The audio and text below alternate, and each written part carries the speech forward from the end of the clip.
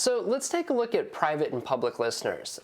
Basically, a listener is a service. You're listening on TCP port 25, you're accepting incoming emails, you're going to go ahead and process it.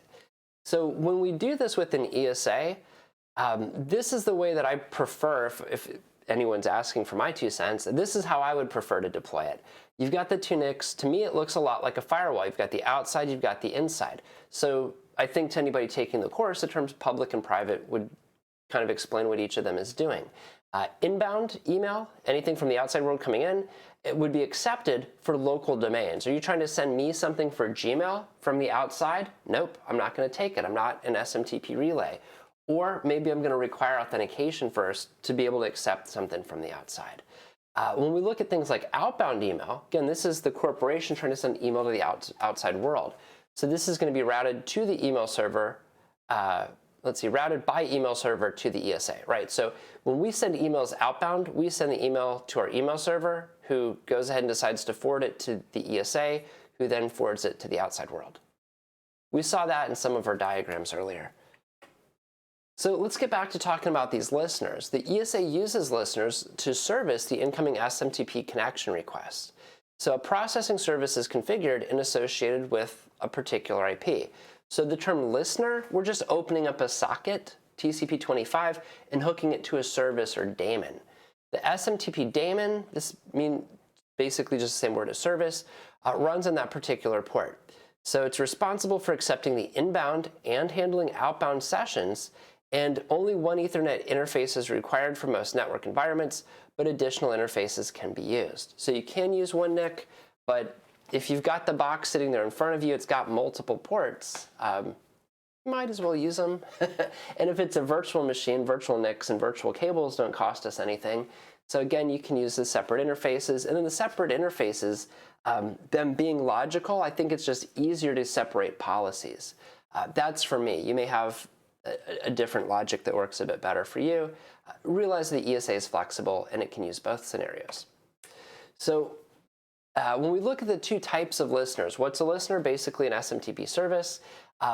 If you were to categorize it as public or private, the public is responsible for receiving email from the internet.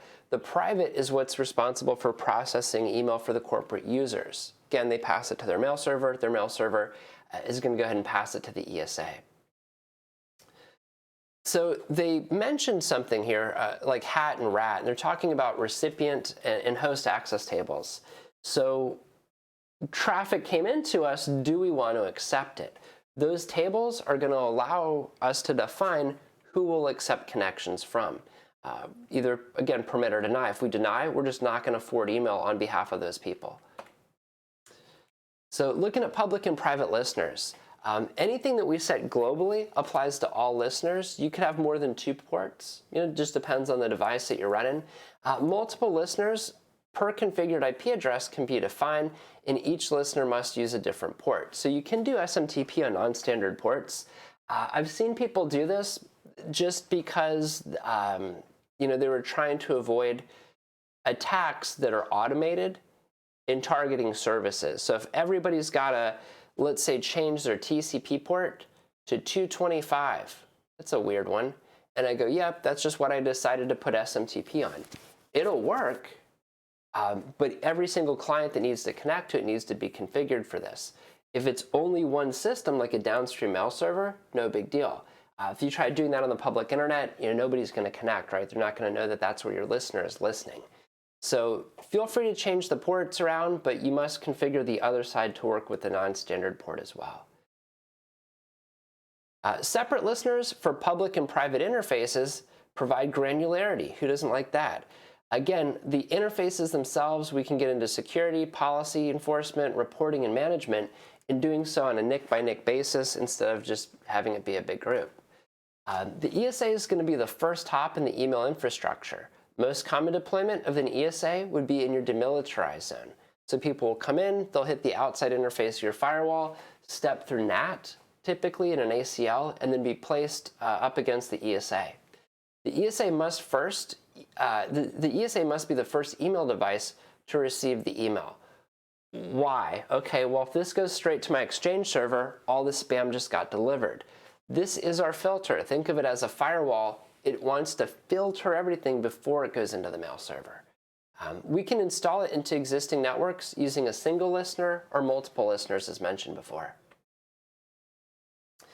So a single interface deployment with a public listener would look like this. The public listener is just called all mail. That's the name that we gave it. And we dedicated data 1. It's just the physical interface that we want to use. We said here we're going to start an SMTP service.